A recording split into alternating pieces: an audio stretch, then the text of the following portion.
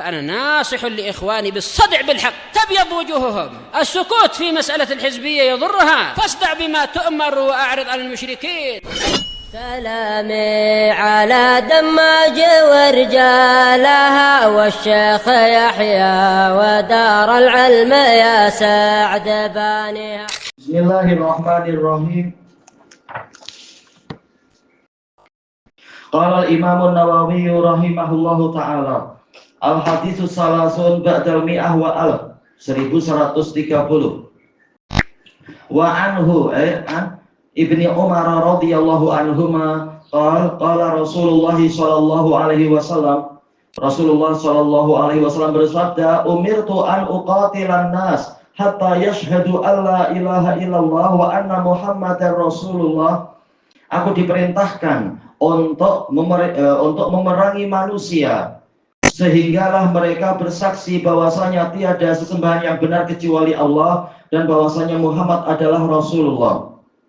Baik, iya. Perintahnya jelas di dalam Al-Qur'an. Allah mengatakan wa qatiluhum hatta la takuna fitnah wa yakuna ad-dinu kulluhu lillah. Dan perangilah mereka sehingga tidak terjadi fitnah. Dan jadilah agama itu semuanya hanya untuk Allah. Fitnah di sini kata Imam Ahmad yaitu asyirik, yaitu memerangi orang, memerangi manusia bukan demi mencari kekuasaan, kekayaan, atau populariti, atau pujian dan semacamnya, tetapi karena mereka adalah musuh-musuh Allah, mereka itu menebarkan kesyirikan dan seterusnya. Padahal bumi ini telah dimakmurkan oleh Nabi Musa, dimakmurkan oleh Nabi Adam dengan apa? Membawa ajaran tauhid selama 1000 tahun. Menurut salah satu pendapat, yang lain mengatakan 10 generasi. Boleh jadi satu generasi umur 1000 tahun, boleh jadi lebih dan seterusnya. Jadi selama 1000 tahun pertama bumi itu sudah makmur dengan tauhid. Nah, tatkala ada kerusakan, muncul kesyirikan gara-gara orang istihsan, yaitu memandang baik agar kita semangat ibadah, kita mengingat para orang-orang soleh yang rajin ibadah, kita buat gambar-gambar mereka.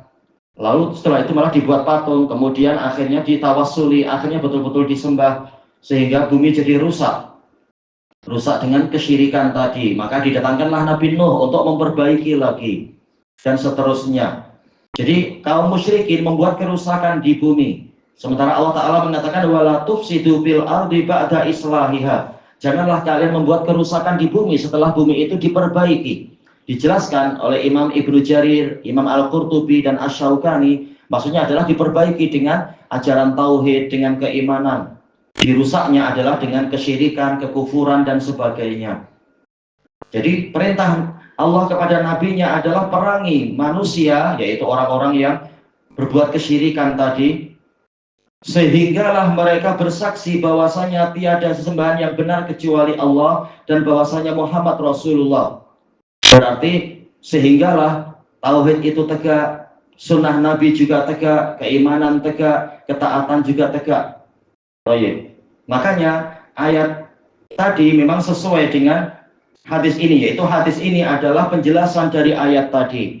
Dan ayat tadi wa yakuna ad-dinu kulluhu lillah, dan jadilah ketaatan itu semuanya hanya untuk Allah. Dijelaskan oleh Syekhul Islam Ibnu Taimiyah rahimahullah dalam Majmu'ul Fatawa, yaitu benar-benar orang hanya taat kepada Allah dan Rasulnya, dan kalaupun taat kepada sesama manusia, ketaatannya hanya dalam perkara yang ma'ruf.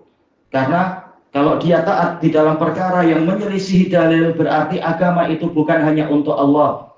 Agama dia diserahkan kepada yang lain dan seterusnya. Berarti hanya menaati sesuatu karena Allah, karena tahu ini adalah bagian dari ajaran Allah dan Rasulnya. Tahu dia, oh perintah ini betul, oh saya taat. Oh perintah ini menyelisihi syariat, saya tidak taat. Saya hanya taat kepada Allah. Nah, inilah yakuna ad-dinu kulluhu lillah. Jadilah semua agama, yaitu semua ketaatan hanya kepada Allah. Bukan malah terkadang Allah ditaati, terkadang makhluk juga ditaati dalam kedurhakaan, bukan seperti itu. Kemudian wa yuqimus shalah, dan mereka menegakkan salat, wa yu'tuz zakah, dan menunaikan zakat. Ini kembalinya ke ayat yang disebutkan oleh Imam Nawawi di awal-awal bab itu. Fa in tabu wa aqamus shalata wa atawuz zakah fa khallu sabilahum. Setelah Allah memerintahkan untuk yaitu apa? Perangilah mereka, kepunglah mereka, intailah mereka dari dari tempat pengintaian. Kemudian apa? Apabila mereka bertaubat, mereka menegakkan sholat dan menunaikan zakat, maka bebaskan jalan mereka. Ini menunjukkan bahwasanya dibebaskannya jalan mereka adalah apabila mereka memenuhi 3 syarat. Yang pertama adalah bertaubat, yaitu bertaubat dari kesyirikan dan kekufuran menuju kepada tauhid dan keimanan. Kemudian menegakkan sholat dan menunaikan zakat. Makanya di sini perintah peperangan itu dikatakan oleh Nabi ada batasannya. Hatta kan harful intiha, yaitu sampai bila mereka diperangi, yaitu sehinggalah orang-orang itu bersaksi dengan persaksian yang hak bahwasanya tiada sesembahan yang benar kecuali Allah dan Muhammad Rasulullah, kemudian menegakkan sholat dan menunaikan zakat. Nah, kalau sudah melaksanakan 3 syarat ini, fa idza fa'alu dzalika 'asamu minni dima'ahum wa amwalahum.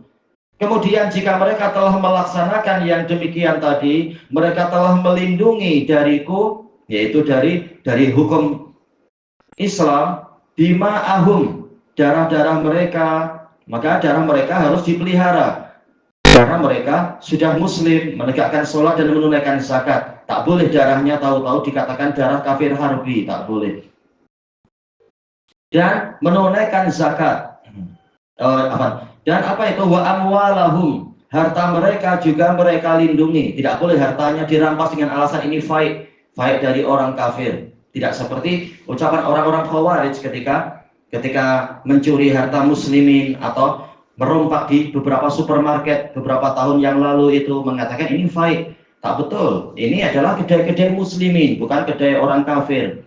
Kalaupun kedai orang kafir, lihat kafirnya kafir apa dulu. Kita di negeri muslimin, bukan di negeri harbi. Tak boleh sewenang-wenang asal merompak macam itu mengatasnamakan Islam. Ini buat orang jadi fobia, takut Islam kalau macam itu memang. Illa bihaqqil Islam, kecuali dengan hak Islam. Yaitu Islam menetapkan ada beberapa hak.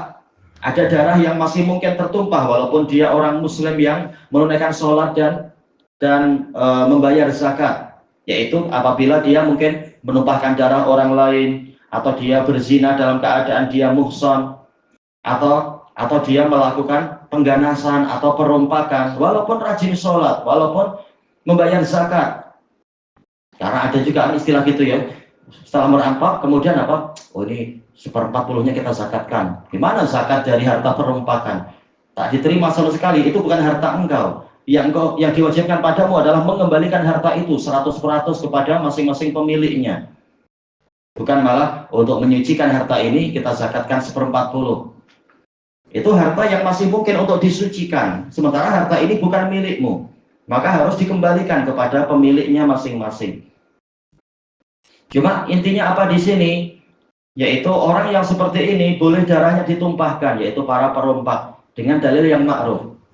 Karena dinilai seperti ini mufariqun lil jamaah, memisahkan diri dari jamaah muslimin yang diwajibkan untuk menjaga ketentraman, menjaga perdamaian, menjaga keamanan sesama tetangga dan seterusnya. Yang ini malah merompak, maka dia termasuk dikatakan apa?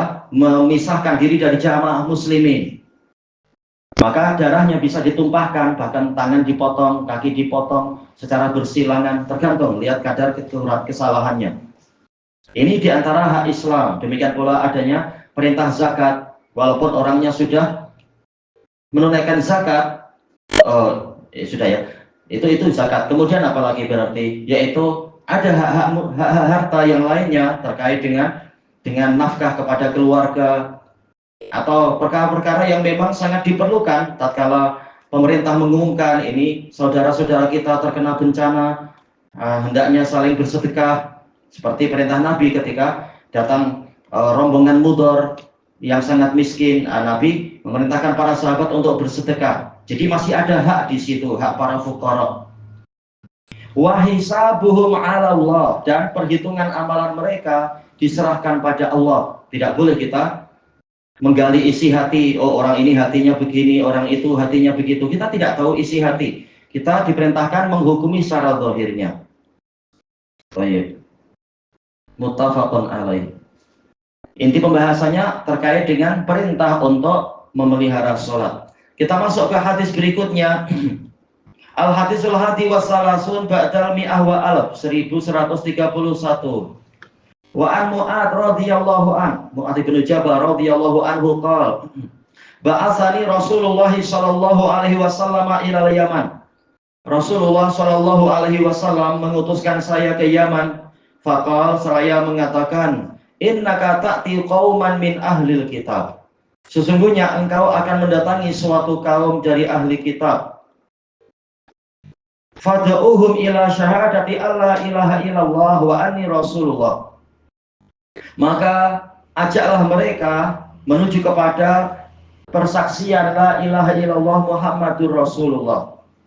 Di sini Nabi mengingatkan engkau mendatangi suatu kaum dari ahli kitab. Sesuai namanya, mereka punya kitab-kitab. Berarti mereka punya ilmu. Mereka memiliki syubhat-syubhat. Maka persiapkan dirimu untuk ketika dakwah itu dalam keadaan sudah memiliki ilmu. Tak mungkin tahu-tahu 100% mereka langsung menerima. Boleh jadi mereka akan memberikan syubhat-syubhat, syubhatnya para ahli kitab dan seterusnya.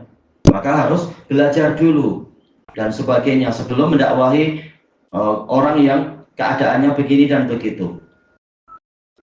Tetapi walaupun mereka ahli kitab, tetap dakwah pertama adalah masalah tauhid, karena ahli kitab menyelisihi Allah dalam masalah tauhid. Mereka menentang Allah di dalam masalah tauhid. Sebagaimana dalam firman Allah Ta'ala, qul ya ahlal kitab ta'alu ila kalimatin sawa'in bainana wa bainakum alla na'budu illallah wa la nusyrika bihi syai'a wa la yattakhidha ba'duna ba'dan arbaban min dunillah fa in tawallaw faqulu syhadu bi anna muslimun. Katakan wahai Rasulullah kepada mereka, wahai ahli kitab, kemarilah kalian menuju kepada kalimat yang sama antara kami dengan kalian, yaitu kita tidak menyembah kecuali kepada Allah. Mengingatkan mereka, itulah harusnya pertama kali tauhid, karena mereka ada yang menyembah Yesus lah, ada yang menyembah Uzair, ada yang ini dan itu, banyak berbuat syirik. Baik. Makanya dikatakan wala nusyrika bihi syai'a. Kemudian wala yattakhidha ba'duna ba'dan arbaban min dunillah. Jangan sebahagian dari kita menjadikan sebahagian yang lain sebagai rob-rob selain Allah. Karena ahli kitab seperti itu. Ittakhadhu ahbarahum wa ruhbanahum arbaban min dunillahi wal masihha ibn Maryam wa ma umiru illa liya'budu ilaha wahida. Mereka menjadikan para ulama mereka dan para pemuka agama mereka, rahib-rahib mereka, yaitu ahli ibadah, sebagai Tuhan-Tuhan selain Allah, yaitu diikuti secara mutlak. Diyakini mereka pasti benar, mereka lebih tahu, mereka lebih pengalaman. Tak tahu apakah yang diperbuat itu sesuai dalil atau tidak, asal ikut saja dengan alasan mereka lebih tahu. Baik. Dan tafsirnya jelas, tafsir yang disepakati oleh para mufassirin, yaitu ahli agamanya menghalalkan apa yang Allah haramkan, mereka langsung ikut, atau mengharamkan apa yang Allah halalkan, langsung ikut.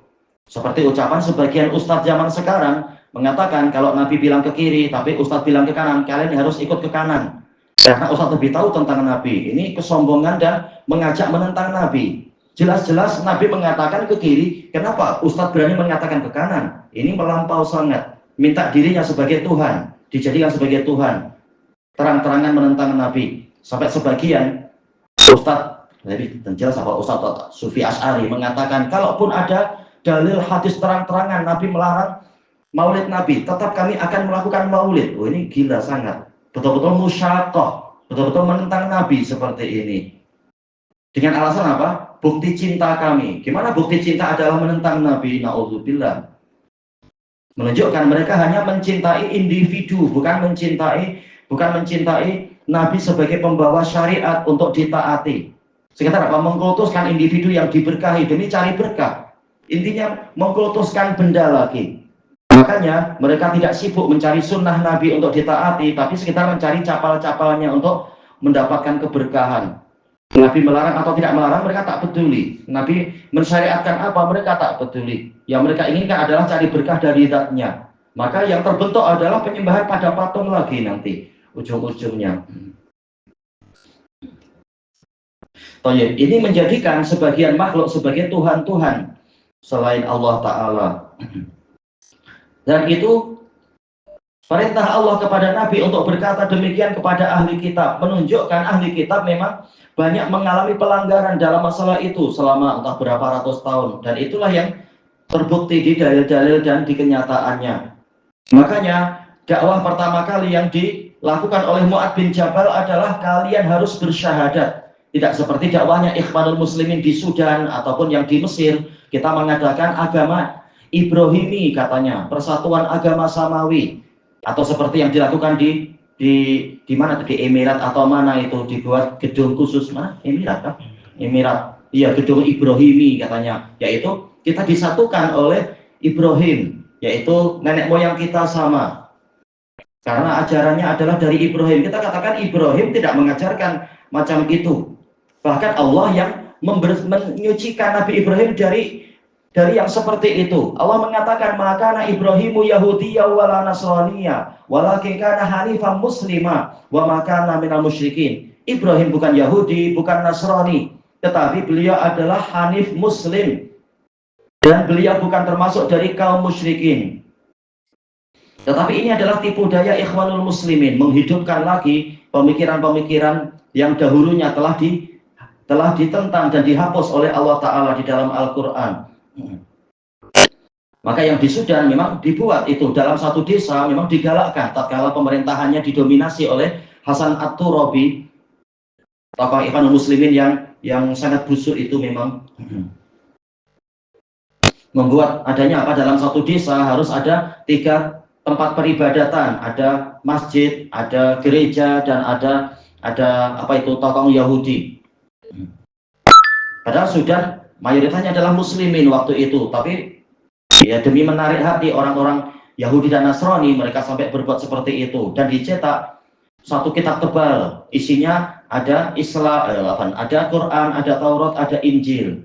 Jadi betul-betul dipersatukan. Dan di sekolah-sekolah muslimin harus ada para pengajar dari kalangan Kristen ataupun Yahudi dan semacam itu. Bahkan di sekolah-sekolah muslimah ada pengajar Kristen laki-laki. Memang ini dakwah rusak betul. Itu disebutkan oleh Fadilatul Syekh Ahmad An-Najmi rahimahullahu ta'ala dalam kitab beliau Mauridul Adab Az-Zulal. Ini kejahatan Ikhwanul Muslimin, betul-betul merusak. Bukan dakwah Islam, tapi ingin agar muslimin itu melembek terhadap Yahudi dan Nasrani.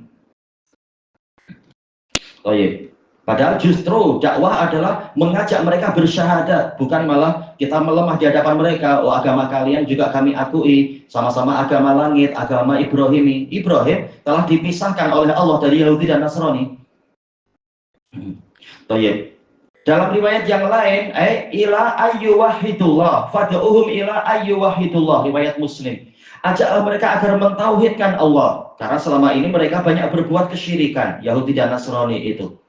Fa'inhum ata'u lidzalik, maka apabila mereka menaatimu di dalam perkara tadi, mau bersyahadat, dalam riwayat yang lain, fa'in wahadullah, jika mereka mau mentauhidkan Allah, fa'alimhum, maka ajarkan kepada mereka, annallaha aftarada alaihim 5 sholawat, bahwasanya Allah Ta'ala telah mewajibkan kepada mereka 5 sholat, fi kulli yaumin wa lailah, di setiap hari dan malamnya. Harusnya gembira ya. Ajaran Yahudi kan sholat 50 kali.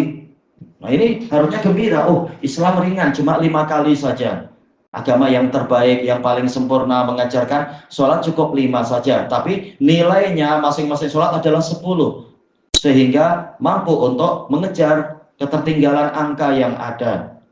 Nah, untuk orang Nasara diajari biar lebih semangat. Jangan ibadah hanya 7 hari sekali aja di hari Ahad, itu malas sangat. Ibadah harusnya tiap hari. Allah memberi rezeki setiap saat. Allah tidak minta beribadah setiap saat. Istilahnya sholat setiap saat, tapi cukup 5 kali dalam sehari semalam.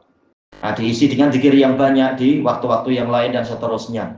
Fa'inhum ata'u lidzalik, kemudian jika mereka telah menaati dalam masalah tadi mau menegakkan sholat, fa'alimhum anna Allah Ta'ala aftaradu alaihim shadaqah, maka kabarkan kepada mereka, ajarkan pada mereka bahwasanya Allah Ta'ala mewajibkan atas mereka sedekah, ya, untuk memenuhi hak para fuqara, kasihan. Tu'khadu min aghniyaihim, diambil dari orang kayanya mereka, faturaddu ala fuqaraihim, kemudian dikembalikan kepada fuqara mereka.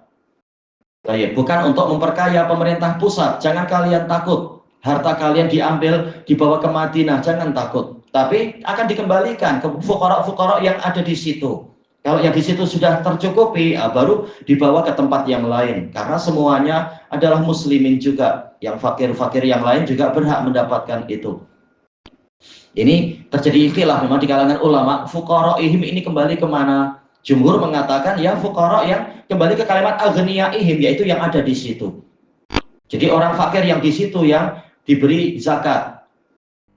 Yang diutamakan adalah yang di negeri itu. Nah, kalau semuanya sudah cukup, baru ke tempat yang lain.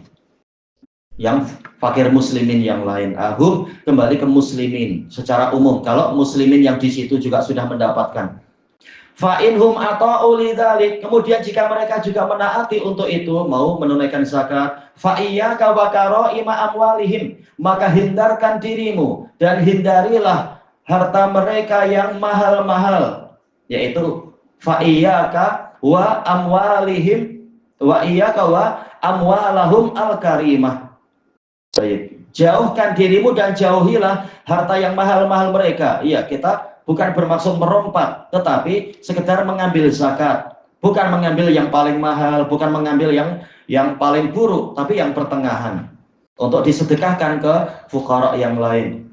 Wattaqi da'watal madlum, dan hindarkan dirimu dari doa orang yang teraniaya. Iya, engkau sebagai penguasa di sana, jangan malah justru memanfaatkan posisi untuk menganiaya orang, mengambil harta sesuka hati, atau menindas dan sebagainya. Karena doa orang yang teraniaya, fa innahu laisa bainaha wa bainallahi hijab. Tidak ada antara doa orang teraniaya dengan Allah itu pembatas, tak ada pembatas dengan Allah. Ini mengancam, dan ini ancaman. Kalaupun tidak terjadi sekarang, boleh jadi nanti-nanti doa itu tidak akan disia-siakan oleh Allah. Allah berfirman, la ansurannaka walau ba'dahin, pasti aku akan menolongmu walaupun setelah suatu ketika.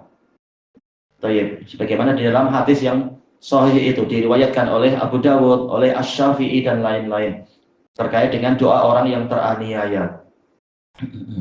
Dijelaskan oleh Al-Hafidz Ibnu Hajar di dalam Fathul Bari, hadis ini menunjukkan tentang takdimul aham fal aham, mendahulukan yang paling penting baru yang paling penting berikutnya. Yang paling penting adalah hak Allah, yaitu tauhid. Kemudian yang berikutnya yaitu menjalin hubungan dengan Allah lewat sholat. Yang berikutnya adalah memenuhi hak para makhluk, yaitu lewat zakat.